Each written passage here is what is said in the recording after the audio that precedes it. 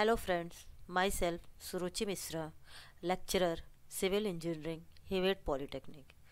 आज हम diploma civil engineering second year third semester में पढ़ाए जाने वाला सब्जेक्ट स्ट्रक्चरल मैकेनिक्स के बारे में चर्चा करेंगे।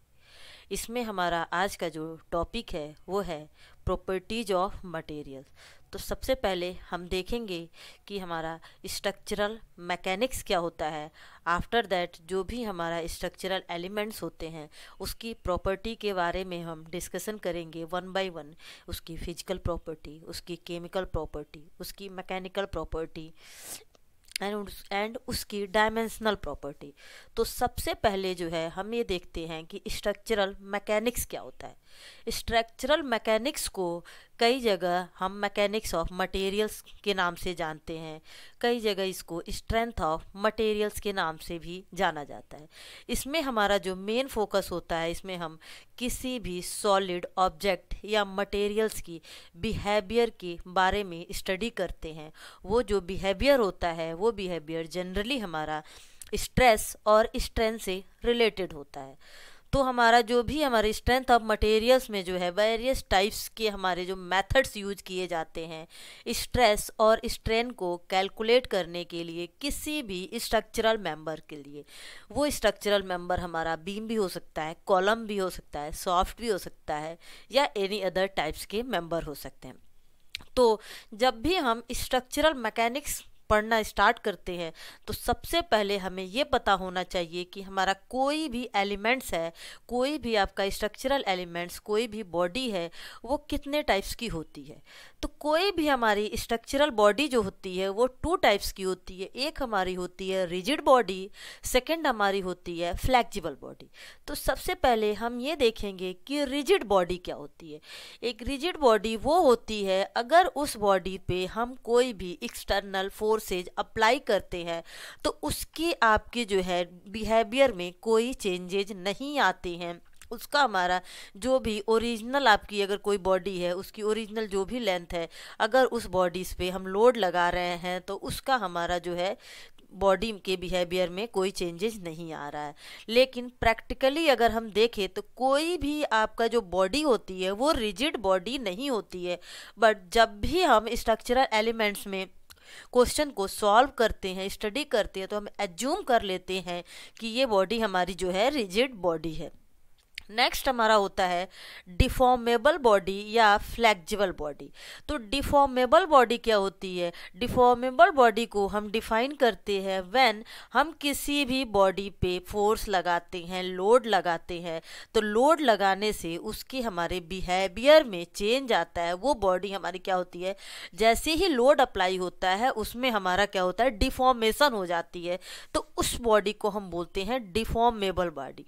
आप यहाँ डायग्राम में देख रहे हैं एक बंदा एथलीट्स है, ये हमारा जो है एक स्टील की रॉड लिया हुआ है और इसको ये क्या कर रहा है, इनवर्स डायरेक्शन में खींच रहा है।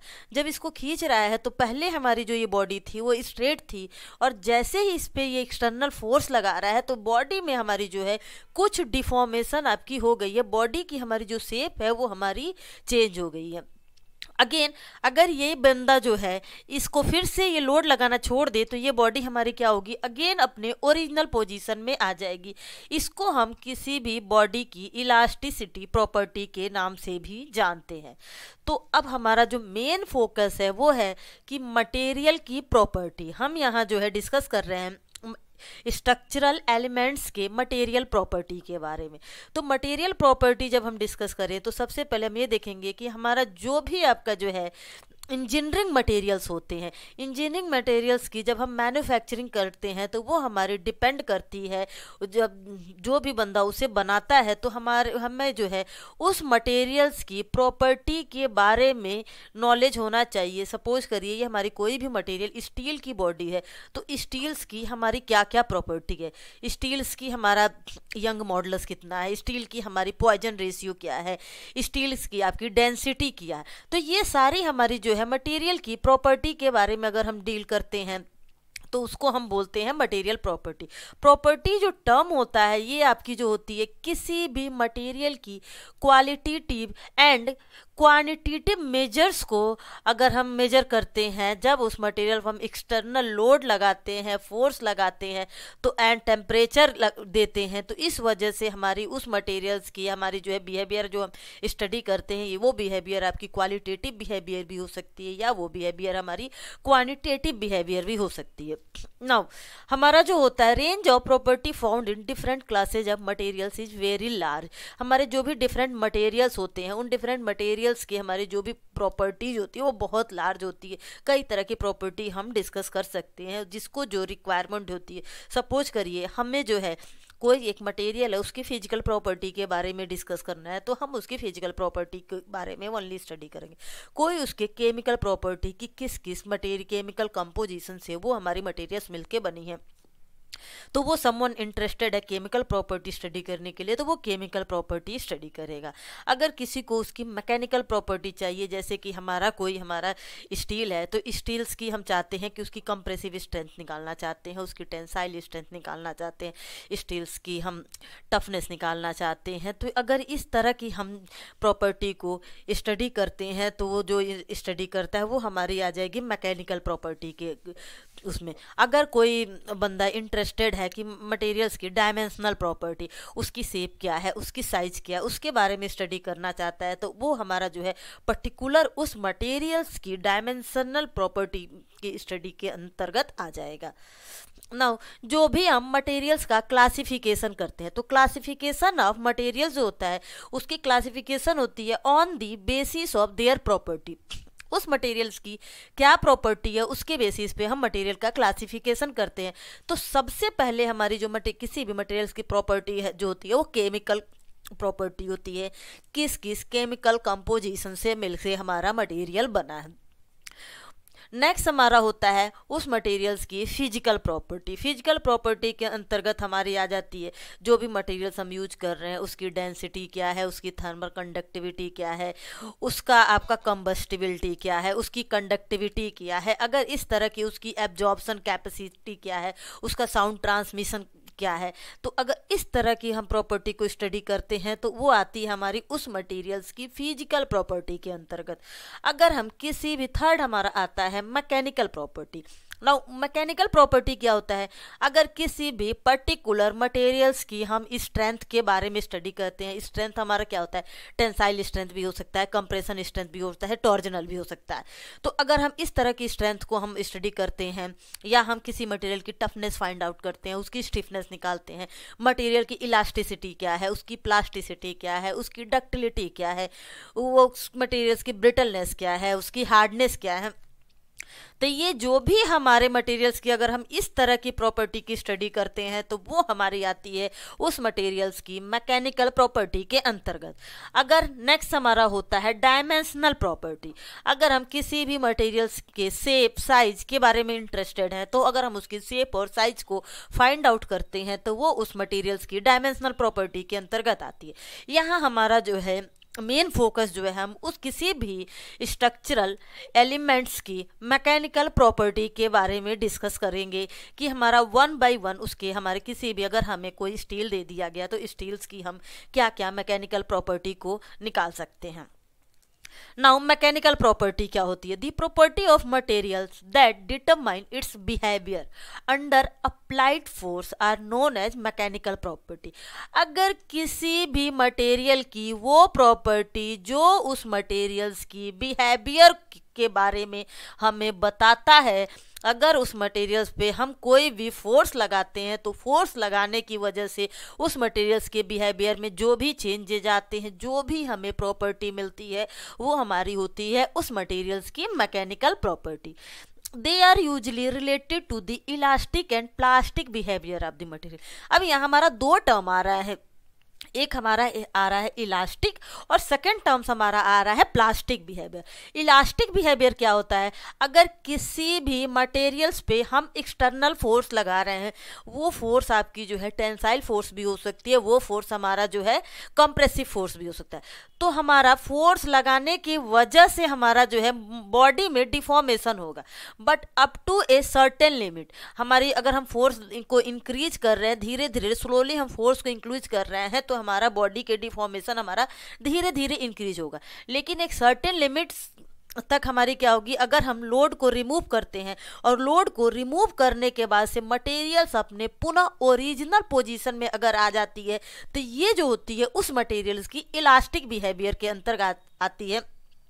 और वो रेंज जहां तक मटेरियल्स जो है लोड्स को रिमूव करने के बाद पुनः अपनी ओरिजिनल शेप में आ जाता है, तो उस हम को बोलते हैं, उस लिमिट्स को बोलते हैं इलास्टिक लिमिट। नेक्स्ट हमारा आता है एक किसी मटेरियल का प्लास्टिक बिहेवियर। अब अगेन हमने क्या किया, इलास्टिक लिमिट्स तक हमने लोड लगाया मटेरियल्स पे, उसमें आपकी धीरे धीरे स्लोली डिफॉर्मेशन हो रही है, और उसके बाद से जैसे लोड रिमूव किया हमारा जो है मटेरियल पुनः पोजीशन में आ गई। अब फिर हम क्या कर रहे हैं, मटेरियल्स पे लोड लगा रहे हैं, धीरे धीरे स्लोली हम लोड्स को इंक्रीज कर रहे हैं। और एक हमारी इलास्टिक लिमिट्स के बाद क्या होती है, मटेरियल्स पे फिर हम लोड्स को इंक्रीज कर रहे हैं और मटेरियल में डिफॉर्मेशन कंटिन्यू है। अब हमने क्या किया, लोड्स को रिमूव किया, बट हमारा जो मटेरियल्स था वो अपने ओरिजिनल शेप में नहीं आया, शेप और साइज में। तो जो हमारा जो होता है वो जो रीजन होता है उसको हम बोलते हैं प्लास्टिक रीजन। और मटेरियल्स की वो जो बिहेवियर होती है वो आपकी होती है प्लास्टिक बिहेवियर। इट मीन्स अगर हम लोड्स को रिमूव कर रहे हैं तो मटेरियल्स जो है अपनी पुनः ओरिजिनल पोजीशन को नहीं गेन कर रही है, उसमें हमारा जो है कुछ अमाउंट्स में परमानेंट जो है डिफॉर्मेशन डिफ्लेक्शन हो चुका है, तो इसको हम बोलते हैं plastic behaviour. Now these property are expressed as function of stress on strain etc। तो ये जो हम प्रॉपर्टी हम बता रहे हैं आपको, इलास्टिक बिहेवियर, प्लास्टिक बिहेवियर, ये जो रीजन होता है, ये जो है हम इसको जो स्टडी करते हैं हम किसी भी मटेरियल की स्ट्रेस स्ट्रेन कर्व से हम इसके बारे में देखते हैं कि हमारा मटेरियल्स का जैसा आपका स्ट्रेस स्ट्रेन कर्व होता है उसके बेसिस पे हम उसकी इलास्टिक रीजन और प्लास्टिक रीजन को हम क्लासीफाई करते हैं। Now, a sound knowledge of mechanical property of materials provide the basic of predicting behavior of materials under different load condition and designing the component out of them। तो इससे हमारा क्या होता है, जब भी हम किसी भी मटेरियल्स की मैकेनिकल प्रॉपर्टी की फाइंड आउट करते हैं तो इससे हमारा जो है उस मटेरियल्स की हमारी बेसिक बिहेवियर के बारे में पता चलता है कि वो जो हमारा मटेरियल है इलास्टिक मटेरियल है, प्लास्टिक मटेरियल है या हमारा ब्रिटल मटेरियल है। जब डिफरेंट तरह की हम उस पर लोडिंग कंडीशन अप्लाई करते हैं तो इससे हमारे उस मटेरियल्स की बिहेवियर के बारे में हमें नॉलेज मिलता है। नाउ एक हमारा टर्म्स आता है स्ट्रेस। तो स्ट्रेस क्या होती है, stress is the applied force और system of force that tends to deform a body. आप यहाँ देख रहे हैं डायग्राम में हमने शो किया है, ये हमारा स्टील की एक रॉड है कास्ट आयरन की, इस पे हमने क्या किया है, एक्सटर्नल फोर्स हम दोनों एंड से एफ अप्लाई कर रहे हैं। ये हमारा जो है पुल आउट फोर्स है, इसी को हम बोलते हैं टेंसाइल फोर्स।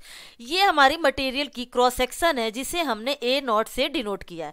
तो जब भी हम जो किसी भी मटेरियल्स पे एक्सटर्नल फोर्स अप्लाई करते हैं उसके क्रॉस सेक्शन पे, तो हमारा जो है एक स्ट्रेस प्रोड्यूस होता है। तो स्ट्रेस की डिफिनीशन की बात करें तो स्ट्रेस की डिफिनीशन क्या होती है, stress is the applied force और system of force that tends to deform a body. It means जब भी हम ये कोई सॉलिड बॉडी है, इसकी हमारी कुछ क्रॉस सेक्शन है, तो इस सॉलिड बॉडी के इस क्रॉस सेक्शन पे जब भी हम एक्सटर्नल फोर्स अप्लाई करेंगे तो इसके बॉडी के बिहेवियर में हमारा क्या होगा, कुछ चेंजेज आएंगे। तो जब ये फोर्स लगेगा तो ये बॉडी जो इस फोर्स को रजिस्ट करने के लिए क्या करती है, एक स्ट्रेस को प्रोड्यूस करती है जिसके हम बोलते हैं स्ट्रेस। अगर हमारा कंप्रेसिव फोर्स लग रहा है तो हमारी जो स्ट्रेस प्रोड्यूस होगी वो कंप्रेसिव स्ट्रेस होगी। अगर हमारी उस बॉडी पे टेंसाइल फोर्स लग रहा है, it means pull out force लग रहा है, हम बाहर की तरफ उस मटेरियल्स को खींच रहे हैं, तो हमारी जो भी स्ट्रेस प्रोड्यूस होगी वो स्ट्रेस हमारी जो होगी उस मटेरियल की टेंसाइल स्ट्रेस के टर्म में आएगी। नाउ स्ट्रेन क्या होते हैं, when a body is subjected to some external force there is some change of dimension of the body. जब हम किसी भी बॉडी पे एक्सटर्नल फोर्स लगाते हैं तो उस बॉडी के आपके डायमेंशन में क्या होती है, फोर्स लगने की वजह से उसकी डायमेंशन हमारी क्या होती है, चेंज हो जाती है। अगर उस बॉडी पे हम टेंसाइल फोर्स लगा रहे हैं तो बॉडी की जो डायमेंशन होगी वो आपकी क्या होगी, खींचने की वजह से, पुल आउट की वजह से हमारी डायमेंशन क्या होती है, इंक्रीज हो जाती है। सपोज किया हमारा जो उस बॉडी है, कोई हमारी जो है कास्ट आयरन की रॉड है और उसकी हमारी लेंथ एल है। अब उस पर हम एक्सटर्नल फोर्स आपकी टेंसाइल फोर्स पी लगा रहे हैं, पुल आउट फोर्स लगा रहे हैं, तो जब उस पर हम खींचेंगे, फोर्स लगाएंगे, तो बॉडी थी आपकी बिहेवियर में जो है हमारी उसकी लेंथ जो है एल से डेल्टा एल हमारी क्या हो रही है, इंक्रीज हो जा रही है। तो हमारा स्ट्रेन क्या होता है, स्ट्रेन हमारी जो होती है डायमेंशन लेस होती है, इसकी कोई यूनिट नहीं होती है। तो ये the ratio of change of dimension of the body to its original dimension, जो भी हमारी फोर्स एक्सटर्नल फोर्स लगने की वजह से बॉडी के डायमेंशन में जो चेंजेज आए, वो चेंज डिवाइडेड बाई हमारी उस बॉडी की ओरिजिनल आपकी डायमेंशन क्या थी, इसका जो रेशियो होता है इसी को हम बोलते हैं स्ट्रेन। ये यूनिट लेस होती है, इसकी हमारी कोई यूनिट नहीं होती है।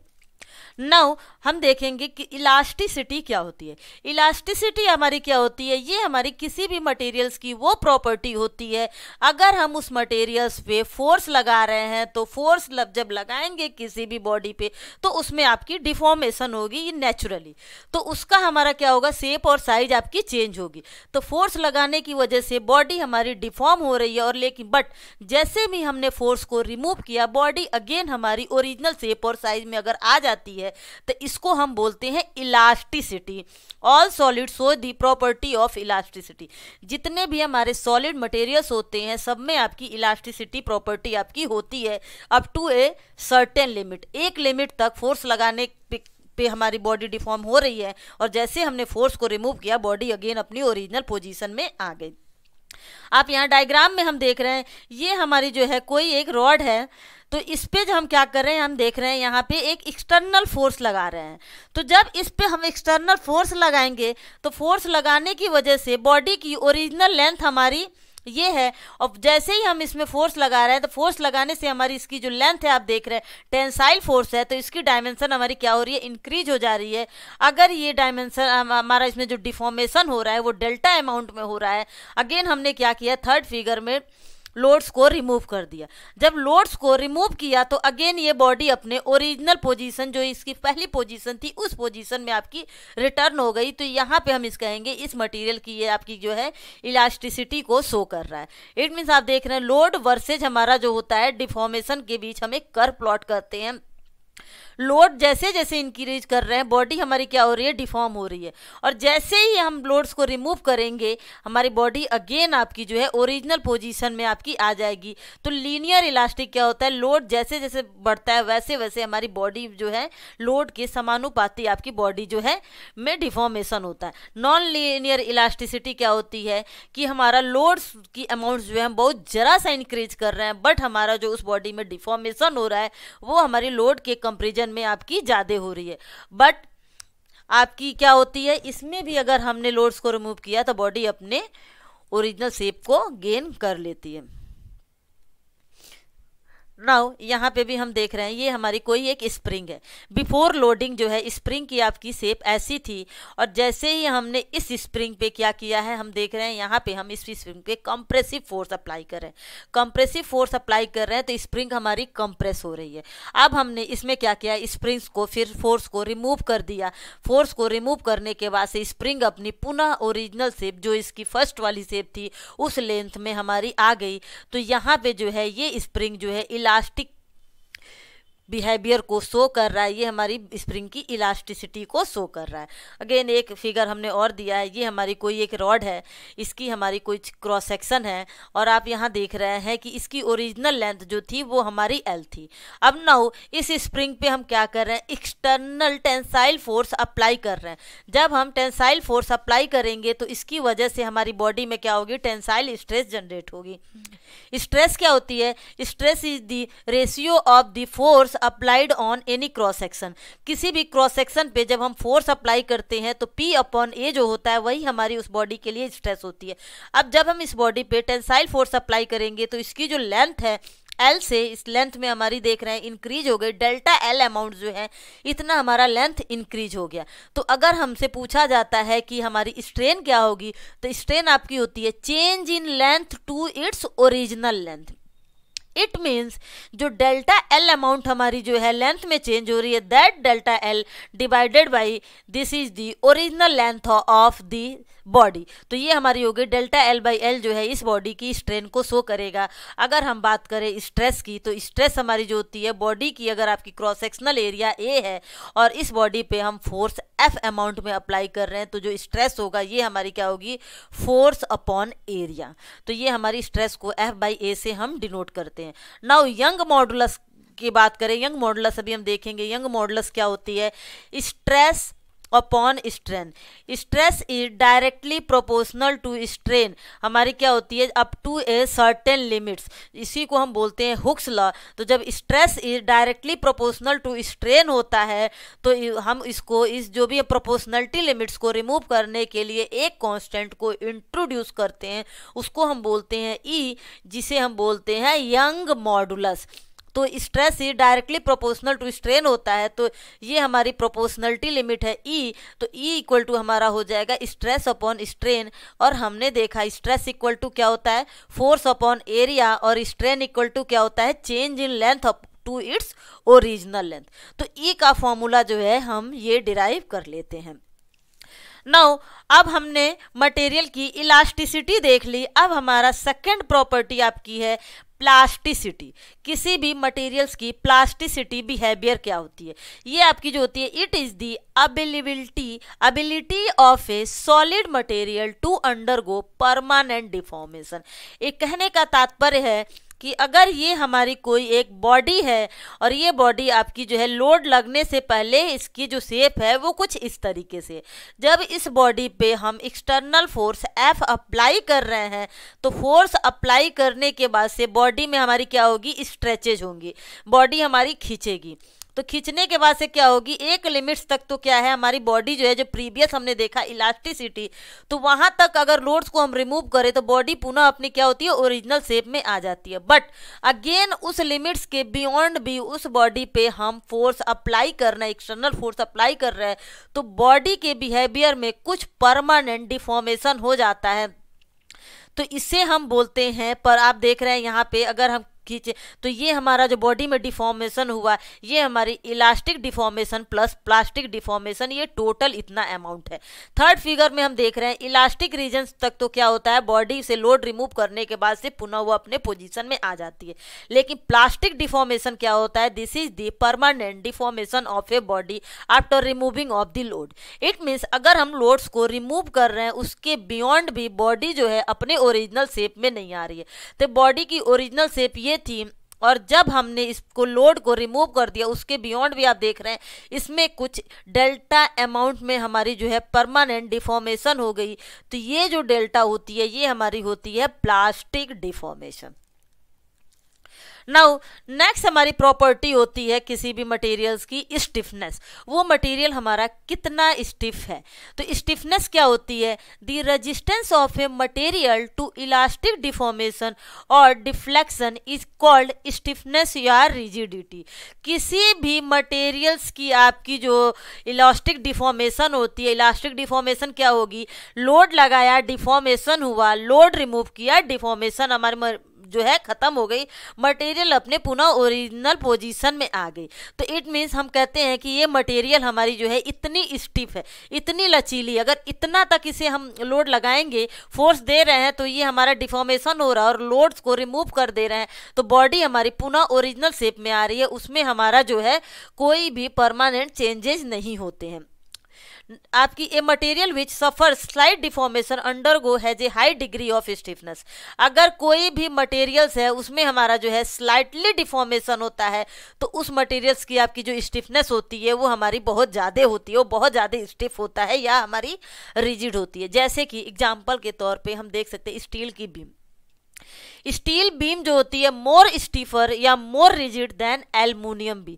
क्योंकि अगर हम स्टील्स की बीम्स पे लोड लगाते हैं तो लोड लगाने के बाद हमारी जो उसमें डिफॉर्मेशन होती है बहुत माइन्यूट सा, बहुत हल्का सा डिफॉर्मेशन होता है, और जब कम डिफॉर्मेशन हो रहा है इट मीन्स हमारी जो है वो हमारी मटेरियल जो है काफ़ी रिजिड है या हमारी उसकी जो स्टिफनेस है वो बहुत ज़्यादा है। वही हम ले लें एल्युमिनियम की बीम। एल्युमिनियम की बीम पे आप क्या करें, जरा सा लोड लगाएंगे, जरा सा हम फोर्स लगाएंगे लगाएंगे तो उसमें हमारा जो डिफॉर्मेशन होता है वो आपकी जो है थोड़े लोड्स पे ज़्यादा डिफॉर्मेशन होता है, तो उसकी स्टिफनेस जो होती है स्टील बीम्स के कंपेरिजन में हमारी जो है वो कम होती है। बट एडवांटेज ये होता है कि स्टील बीम जो होता है हैवियर इन वेट होता है और एल्युमिनियम जो होती है वो हमारे लाइट वेट की होती है। तो अगर हमें लाइट वेट का कंस्ट्रक्शन करना है तो हम एल्युमिनियम्स के मेंबर्स को यूज कर सकते हैं। नेक्स्ट हमारी मटेरियल्स की प्रॉपर्टी होती है डक्टिलिटी। नाउ डक्टिलिटी क्या होती है? It is the property of a material which enables it to draw out into thin wires. जब हम किसी भी मटेरियल्स पे एक्सटर्नल फोर्स लगा रहे हैं तो जो फोर्स लगाते हैं तो मटेरियल्स आपकी जो होगी वो हमारी क्या होगी? डिफॉर्म होगी। तो हमारी ये मटेरियल्स की वो प्रॉपर्टी होती है कि जब मटेरियल से फोर्स लगा रहे हैं तो उसमें आपकी डिफॉर्मेशन हो रही है और वो मटेरियल्स जो है टूटने से पहले तक एक बिल्कुल थिन वायर का रूप ले लेता है, देन हमारी क्या होती है? वो मटेरियल ब्रेक होती है। एग्जाम्पल के तौर पे हम देख लें, जो माइल्ड स्टील होती है वो हमारी जो होती है डक्टाइल मटेरियल होती है। जब माइल्ड स्टील पे हम टेंसाइल फोर्स दोनों बाहर की तरफ एक्सटर्नल पुल आउट फोर्स लगाएंगे तो आप देखेंगे कि वो हमारे जो है खिंचता चला जाएगा जब तक कि हमारा जो है बिल्कुल एक वायर के फॉर्म में ना हो जाए तब तक हमारी जो है माइल्ड स्टील ब्रेक नहीं होती है। The percent elongation and the reduction in area in tension is often used as empirical measures of ductility. तो हमारा किसी भी मटेरियल का कितना परसेंटेज इलोंगेशन हो रहा है, इट मीन्स हमारा कितना वो खींच रहा है और हमारी कितनी एरिया रिड्यूस हो रही है। जब उस पर हम फोर्स नहीं लगा रहे हैं तो उसकी क्रॉस सेक्शनल एरिया हमारी ज़्यादा होगी और जैसे जैसे उस पर हम एक्सटर्नल फोर्स लगाएंगे, खींचेंगे, तो हमारा एरिया में आपका क्या होगा? धीरे धीरे हमारी रिडक्शन हो जाएगी। आप यहाँ डायग्राम में देख रहे हैं डक्टिलिटी टेस्ट हम करते हैं किसी भी मटेरियल्स के लिए। ये हमारा कोई भी एक डॉग बोन शेप का स्पेसिमेन है। हमने इस स्पेसिमेन को क्या किया? दोनों एंड से फिक्स कर दिया। फिक्स करने के बाद से हम इस पे दोनों एंड से क्या कर रहे हैं? फोर्स लगा रहे हैं। जब इस पे हम external force, pull out force apply कर रहे हैं तो आप देख रहे हैं ये मटेरियल ब्रेक होने से पहले कितनी थिन वायर के फॉर्म में हो जा रही है। आफ्टर दैट ये क्या होगी? जहां भी हमारा वीकेस्ट जोन होगा यहाँ से ये मटेरियल्स हमारी ब्रेक डाउन हो जाएगी। तो ये जो होती है मटेरियल्स की डक्टिलिटी प्रॉपर्टी के अंतर्गत आती है। यहाँ आपकी अगेन डायग्राम में दिखाया गया है, ये हमारी कोई एक मटेरियल्स है, ये हमारी उस मटेरियल्स की फोर्स लगने से पहले ये ओरिजिनल शेप है, इसका हमारा क्रॉस सेक्शन है कुछ और इसकी हमारी कुछ और क्रॉस सेक्शन है। अब इस पे हम क्या कर रहे हैं? एक्सटर्नल फोर्स लगा रहे हैं, टेंसाइल फोर्स लगा रहे हैं। तो जब टेंसाइल फोर्स इस पे लगा रहे हैं तो ये बॉडी हमारी क्या होगी? खींच रही है।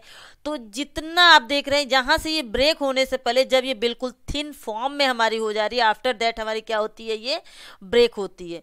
तो यहाँ से आपकी ये जो रीजन होती है प्लास्टिक डिफॉर्मेशन, इट मीन्स हमारी इसमें आपकी जो है परमानेंट डिफॉर्मेशन हो गई। अगर लोड्स को हम रिमूव कर रहे हैं तो भी हमारी मटेरियल्स जो है अपने इस ओरिजिनल शेप में आपकी नहीं आएगी। और आप देखिए एरिया में कैसे रिडक्शन हो रहा है। रिडक्शन जो हमारी सपोज किया ये डायमीटर, ओरिजिनल डायमीटर इस मटेरियल्स की डी थी और जब इस पे हम टेंसाइल फोर्स अप्लाई कर रहे हैं तो हमारी एरिया रिड्यूस होते होते यहाँ पे आपकी ओरिजिनल एरिया डी थी, तो डी से आप देख रहे हैं डायमीटर हमारी कितनी कम रिड्यूस हो जा रही है। और ये हमारा जो है फेल्योर का डायमीटर है। इस पॉइंट्स पे अगर इतनी डायमीटर तक आ रही है तो ये मटेरियल्स हमारी क्या हो रही है? ब्रेक हो जा रही है। अभी जैसा कि हमने बताया कि किसी भी मटेरियल्स की बिहेवियर को हम देखते हैं कि वो मटेरियल आपकी डक्टाइल है, इलास्टिक है या प्लास्टिक है।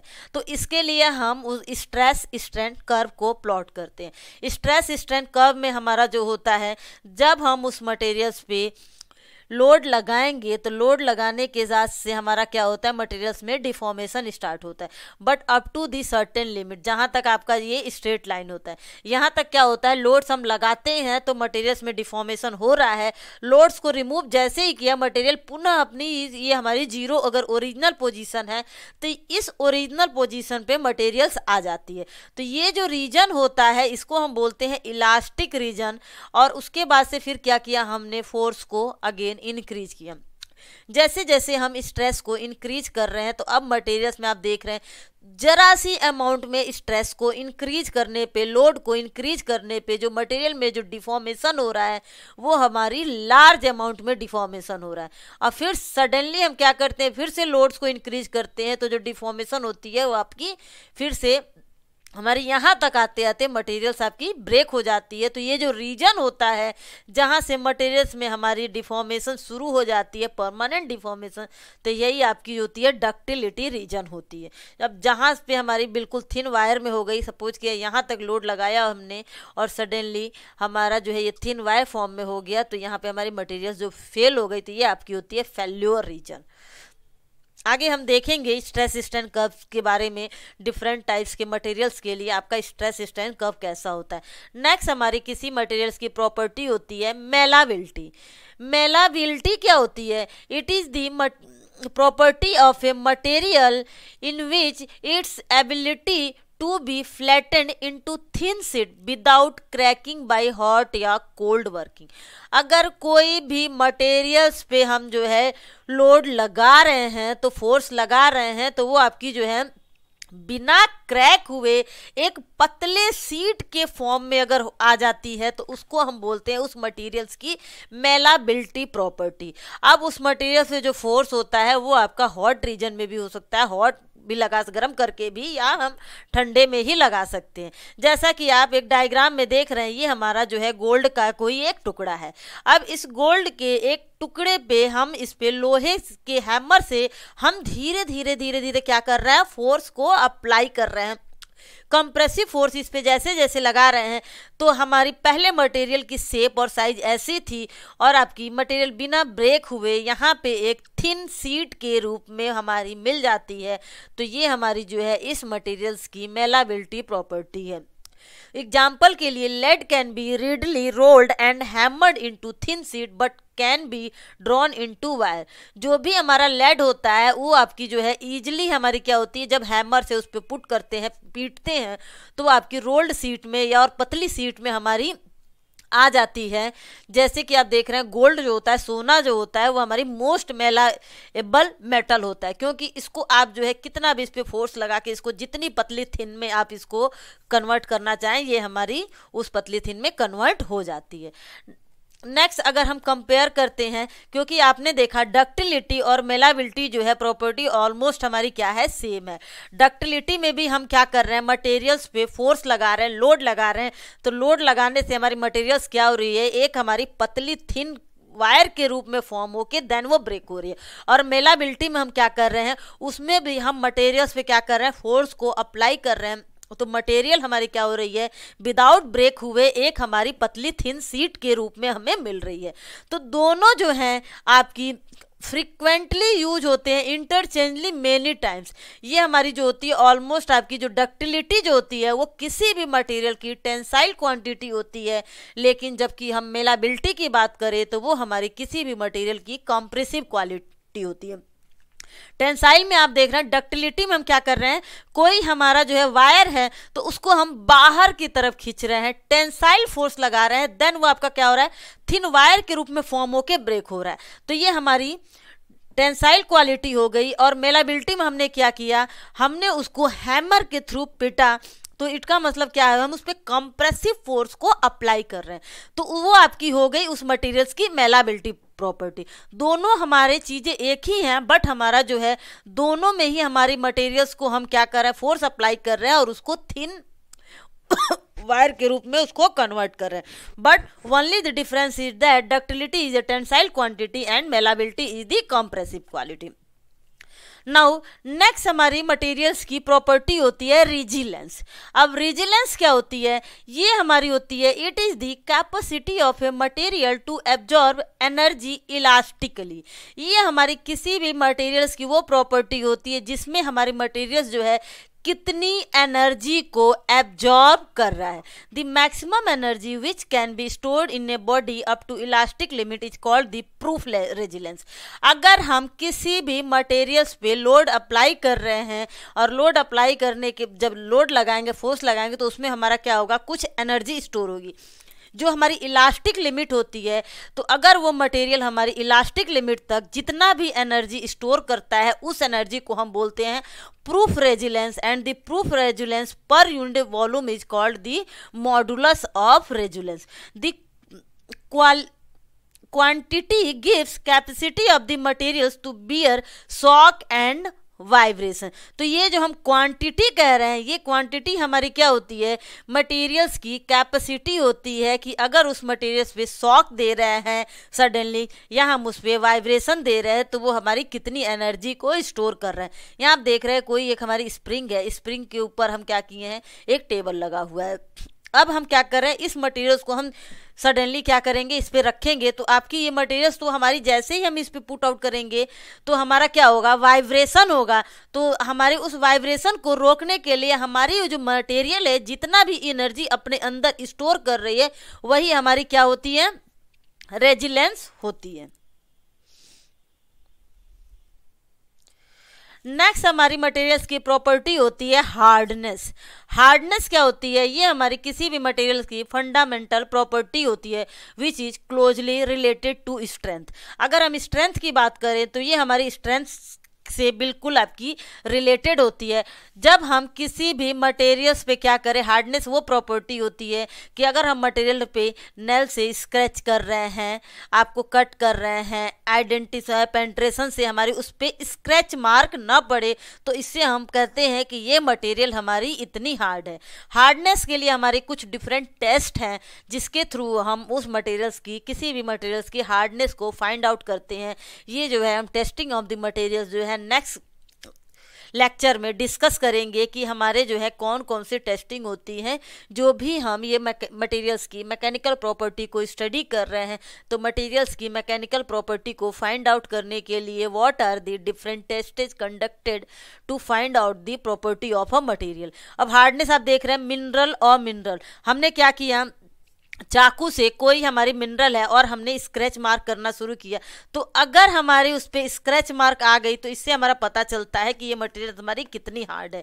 नेल से, हमारी फिंगर नेल से हम उसको स्क्रैच करते हैं, इससे हमारी हार्डनेस पता चल जाती है।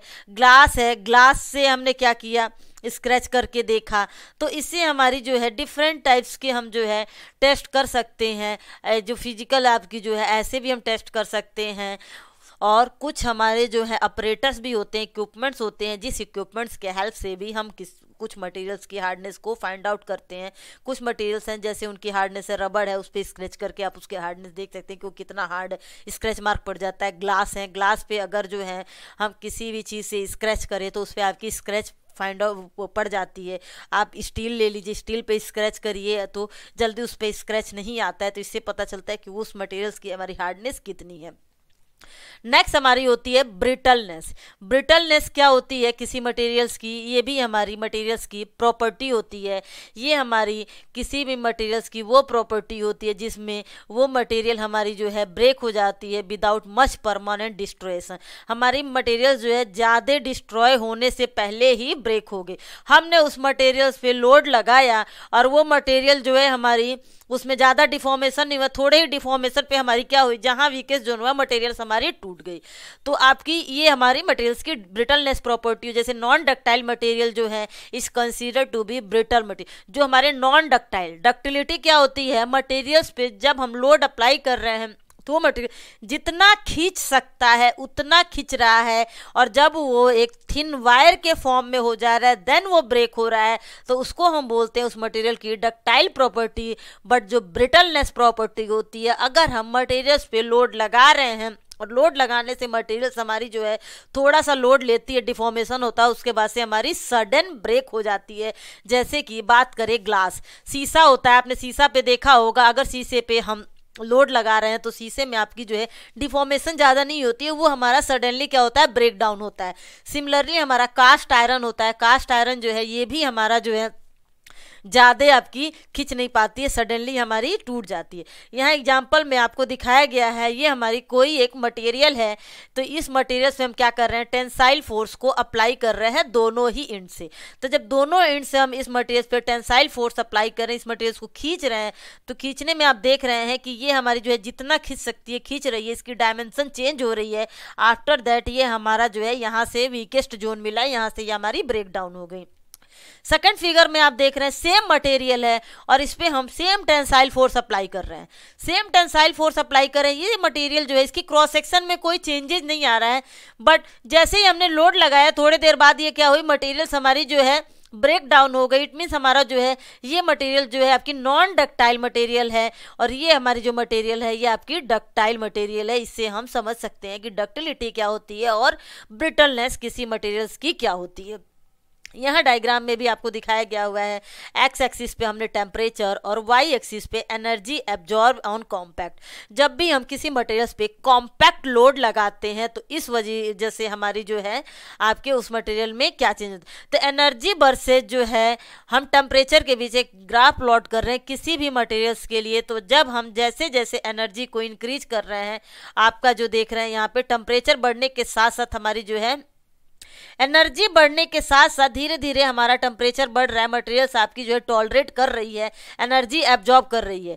बट अब एक लिमिट्स के बाद से हमारी क्या हुई, आपकी जब इस मटेरियल्स पे हमारी जब टेम्परेचर बढ़ा तो ये हमारी जो है मटेरियल्स जो है उस टेम्परेचर को रजिस्ट नहीं कर पाएगी और ये हमारी मटेरियल्स ब्रेक डाउन हो गई। अब ये जो है थोड़े से टेम्परेचर के साथ ही हमारी एनर्जी जो है वो ज़्यादा एब्जॉर्ब कर, तो ये हमारी जो है ब्रिटल मटेरियल हो गई। ब्रिटल में आपकी अगर हम टेम्परेचर बढ़ा रहे हैं तो उससे भी हमारा कुछ एनर्जी एब्जॉर्ब करेगा, लेकिन आपकी जो है एक जोन होगा, एक ट्रांजिशन टेम्परेचर होगा, एक सर्टेन एक टेम्परेचर की एक लिमिट है। जैसे कि मान लिया हमारा कोई मटेरियल है 50 डिग्री टेम्परेचर तक, तो क्या है वो हमारा लोड लगाने पे डिफॉर्मेशन हो रहा है, लेकिन जैसे ही हम टेम्परेचर अगर हम मान ले 50 है, 50 से हमने 55 किया तो मटेरियल हमारी क्या हुई, ब्रेक हो गई। तो ये हमारा जो है ब्रिटलनेस को शो करेगा। और यहाँ देख रहे हैं अब हम टेम्परेचर को फिर भी इंक्रीज किए जा रहे हैं, इंक्रीज करने के बाद भी हमारी जो है मटेरियल जो है एनर्जी को एब्जॉर्ब कर रही है, जितनी उसकी कैपेसिटी है वो उतनी एनर्जी एब्जॉर्ब करेगी। जब उसकी लिमिट खत्म हो जाएगी उसके बाद से हमारी क्या होगी, मटेरियल्स आपकी ब्रेक हो जाएगी। तो ये उस मटेरियल्स की डक्टिलिटी को शो करता है। नाउ नेक्स्ट प्रॉपर्टी होती है किसी भी मटेरियल्स की आपकी क्रीप। क्रीप क्या होती है, it is the slow and progressive deformation of a material with time at constant stress is called creep. हमारी किसी भी मटेरियल्स पे आपकी एक कांस्टेंट स्ट्रेस, एक कांस्टेंट लोड के साथ जो है अगर मटेरियल्स में टाइम के साथ साथ हमारा जो है एक स्लो एंड प्रोग्रेसिव डिफॉर्मेशन हो जाता है तो उसको हम बोलते हैं क्रीप। जैसे कि ये हमारा जो डिफॉर्मेशन होता है वो सडन नहीं होता है, बहुत लार्ज टाइम्स तक हमारा क्या होगा, धीरे धीरे धीरे धीरे उस मटेरियल्स में डिफॉर्मेशन होगा और ये डिफॉर्मेशन टेक प्लेस होता है बहुत टाइम्स के बाद। और जो स्ट्रेस होती है वो हमारी कांस्टेंट होती है। लोड जो हम उस मटेरियल्स पे अप्लाई कर रहे हैं वो कांस्टेंट लोड अप्लाई करें, ऐसा नहीं है कि हम उस मटेरियल्स पे जो भी लोड अप्लाई करें उस लोड्स को हम क्या कर रहे हैं, वेरी कर रहे हैं। अगर सपोज किया हमने किसी भी मटेरियल पे 2 किलो न्यूटन पर mm स्क्वायर से लोड, एक कांस्टेंट लोड अप्लाई कर रहे हैं तो उस मटेरियल पर लोड के साथ साथ क्या होगा, धीरे धीरे धीरे धीरे हमारा डिफॉर्मेशन होगा। और जैसे जैसे जैसे जैसे हमारा टाइम बढ़ेगा, लोड हमारा कांस्टेंट है तो मटेरियल्स में एक स्लो मोशन में और प्रोग्रेसिव डिफॉर्मेशन होता है, उसी को हम बोलते हैं creep. Depending upon temperature, stresses even below the elastic limit can cause some permanent deformation. It means अगर हमारा जो ये भी आपका जो क्रीप होता है वो हमारे टेम्परेचर पे डिपेंड करता है। अगर हमारी जो मटेरियल है इलास्टिक लिमिट के अंदर है फिर भी आपकी क्या होती है, अगर टेम्परेचर का उस पर इफेक्ट और टाइम का इफेक्ट जो होता है तो भी हमारी मटेरियल्स में समटाइम्स परमानेंट डिफॉर्मेशन हो जाती है। It is most generally defined at time dependent strain occurring under stress.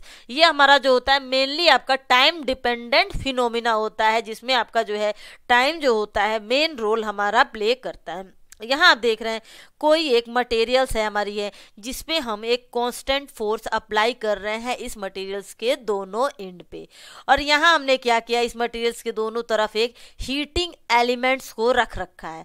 तो हीटिंग एलिमेंट्स को रख रखा है तो मटेरियल्स पे जब हम फोर्स अप्लाई करेंगे तो फोर्स अप्लाई करने के साथ साथ मटेरियल्स की आपकी जो है लेंथ जो है वो धीरे धीरे धीरे धीरे हमारी क्या होगी, इंक्रीज होगी। और वो जो लेंथ है वो सडनली नहीं, काफ़ी समय के बाद हमारा जो होगा वो दिखाई देगा, बहुत स्लो मोशन में होता है। तो ये जो होती है ये इसी को हम बोलते हैं क्रीप। और ये फिनोमिना जो होती है लोड्स को हटाने के बाद से जो है ये डिफॉर्मेशन भी आपकी नहीं जाती है, ये हमारे उस मटेरियल्स में परमानेंट डिफॉर्मेशन हो जाती है। नेक्स्ट हमारे मटेरियल्स की प्रॉपर्टी होती है फटीग। फटीग क्या होती होती है, ये हमारी जो होती है, this is the phenomena leads to fracture under repeated या फ्लक्चुएटिंग स्ट्रेस। अगर किसी भी मटेरियल्स पे हम रिपीटेटेड लोड लगा रहे हैं, हर थोड़ी देर बाद हम उस लोड्स को रिपीट कर रहे हैं, अगर हमने 2 किलो न्यूटन पर mm स्क्वायर के स्पीड से लोड अप्लाई कर रहे हैं उस मटेरियल्स पे, तो हमने क्या किया, उस लोड्स को 2 लगाया, फिर धीरे धीरे इंक्रीज किया, फिर हम क्या किया, उस लोड्स को रिवर्स में जाके फिर उसी लोड्स की अमाउंट्स को क्या कर रहा है, रिपीट कर रहा है, फ्लक्चुएट कर रहे हैं। तो इसकी वजह से अगर हमारी जो मटेरियल फ्रैक्चर होती है, फेल होती है, तो वो हम बोलते हैं वो मटेरियल हमारी फटीग में हमारी फेल होगी। Fatigue fractures are progressive, beginning as minute cracks and grow under the action of fluctuating stress। ये आपकी जो फटीग फ्रैक्चर होती है हमारी प्रोग्रेसिव होती है, धीरे धीरे धीरे धीरे बढ़ती है। स्टार्टिंग में हमारी धीरे धीरे बढ़ती है और धीरे पहले आपकी क्या होती है, माइन्यूट सा छोटे छोटे हमारे क्रैक्स दिखते हैं, और ये क्रैक्स हमारे क्या होते हैं, धीरे धीरे धीरे धीरे आपके जो है ये बढ़ते हैं, जैसे जैसे हमारा जो स्ट्रेस की क्वांटिटी है उसको हम फ्लक्चुएट कर रहे हैं, वेरी करा रहे हैं। Many components of high speed aero and turbine engines are of this types. हमारे जो होते हैं फटीग में आपने देखा होगा बहुत से ऐसे हमारे मटेरियल्स होते हैं, जैसे हमारी जो भी आपकी high speed aero and turbines के जो इंजन होते हैं उस पर हम क्या करते हैं, लोड्स जो लगाते हैं वो रिपीटेड लोड्स लगाते हैं, तो इस वजह से हमारा जो है उस मटेरियल्स में आपके धीरे धीरे जो क्रैक्स हैं वो हमारे ग्रो करते हैं, और उस लोड्स की एक्शन की वजह से तो हम बोलते हैं ये जो मटेरियल्स का फेल्योर हुआ ये हमारी फटीग की वजह से आपकी फ्रैक्चर हुई है। Thank you very much for listening the lecture. I hope you enjoy the lecture. Thank you.